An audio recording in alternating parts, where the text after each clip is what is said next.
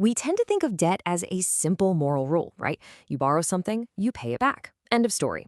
But what happens when that simple rule becomes the blueprint for our entire economic system? Well, that's what we're looking at today. Welcome to Crisis in Perception, where we examine the systems hiding in plain sight. This phrase, it just sounds like common sense, doesn't it? It feels so obviously true.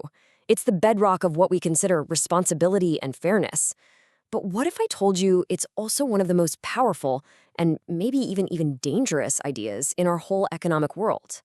Graeber tells the story where he's explaining the absolutely devastating impact of IMF austerity programs on poor countries, and an activist lawyer just stops him cold with that exact line.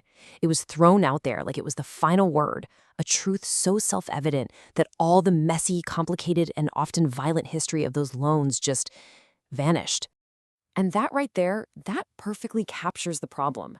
See, the moment a personal obligation gets turned into a quantifiable, interest-bearing debt, all the human consequences can just be ignored. It becomes about the math. Money is money, a deal is a deal, and the simple morality of the phrase justifies the cold and often brutal arithmetic. So, all of this comes from a truly massive and brilliant book, David Graeber's Debt, the First 5,000 Years. It's this incredible deep dive that basically takes a sledgehammer to the foundational stories our economy is built on. And we're going to start with the biggest one of all. Every single economics textbook tells this very neat, very simple story about where money came from.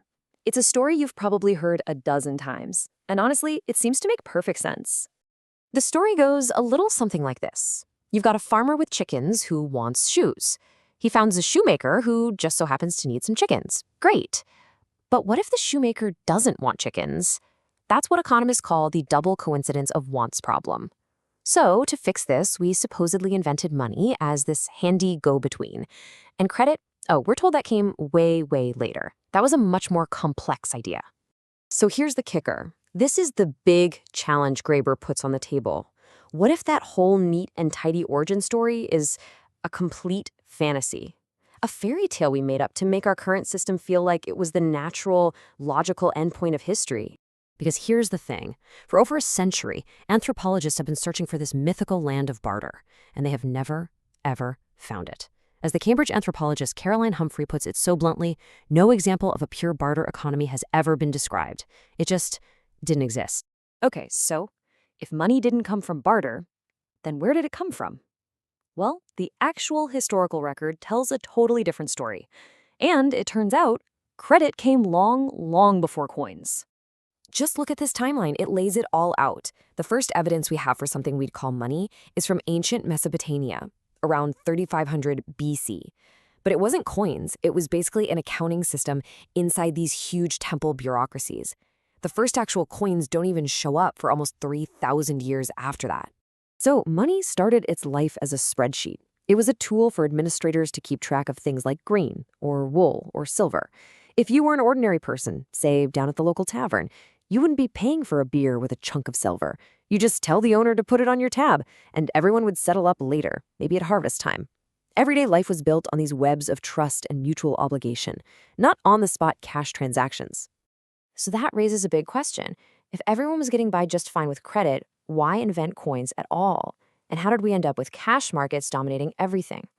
Well, the answer, Graeber says, lies in this really tight connection between states, soldiers, and markets. They didn't grow up separately. They grew up together. And the logic here is kind of brutally simple, but incredibly effective. Imagine you're a king, and you need to feed your giant army. So you mint a bunch of coins, and you pay your soldiers with them. Then you turn around and demand that every single family in your kingdom has to pay your taxes, and they can only pay with those specific coins. All of a sudden, every family is scrambling to get their hands on your coins. And what's the easiest way to do that? Sell stuff to the soldiers. And boom, a cash market appears, seemingly out of nowhere, created entirely by the state's need to provision its army. This is the really crucial point. Once our obligations to each other get converted into numbers, into debts that have to be paid in the king's currency, they become cold, impersonal, and transferable. A favor you owe your neighbor can suddenly become a legal document that can be sold to a complete stranger and enforced by armed guards.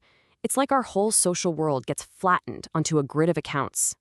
So what is the big takeaway from all this ancient history? Well, once you understand this, it can really cause a huge shift in how you see your own financial life. It creates what you might call a crisis in perception. On the one hand, you have the view we're all taught. Debt is a personal moral promise, and if you're struggling to pay it, well, that's a personal failure. But then there's this other way of looking at it, the systems view. It shows us that debt is also an impersonal structural tool. And financial struggle isn't always a personal problem. It can be an expected, even designed outcome of the system itself. And that is the real trap, isn't it? When we can't see the architecture of the system, that deep history of states and soldiers creating markets, of social ties being turned into cold numbers, all we can see are the outcomes. And we naturally tend to blame ourselves for them. And that leaves us with one last big question to think about.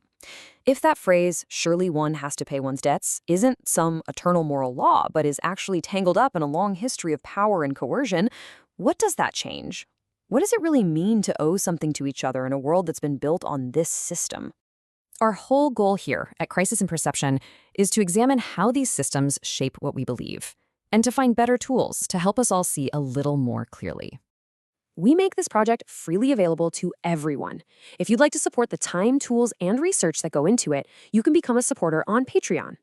And for a much longer audio-based analysis of this whole topic, you can check out the deep dive we've linked down in the description. Finally, if you enjoy this kind of systems-level analysis, please do all the things, like subscribe and definitely comment with any books or topics you think we should explore next. Thanks so much for your time.